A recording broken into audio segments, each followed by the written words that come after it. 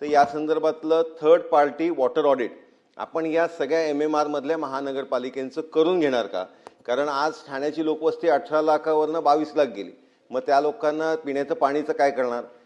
वेस्टेजचं sewage treatment प्लांटचं काय करणार? तर असे अनेक प्रश्न आहेत. तर याच्या संदर्भातलं वॉटर संदर्भात मी स्पेसिफिकली सभापती महोदय विचारतोय की आपण थर्ड पार्टी ऑडिट या सगळ्या महानगरपालिकेचं करून घेणार का?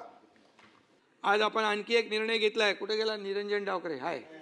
निरंजन म्हणाला की जे काय कामाचं परफॉर्मन्स ऑडिट झालं पाहिजे, सगळ्या गोष्टी झाल्या पाहिजे. आपण जे निधी देतो या निधीचा पुरेपूर विनियोग होतोय की नाही, क्वालिटी मिळते की नाही, या सगळ्या गोष्टी पाहण्याचं काम आपण केलं पाहिजे. म्हणून स्थानिक स्वराज्य संस्थांना विकास कामांसाठी राज्य सरकारकडून विक्रमी विकास निधी दिलेला आहे.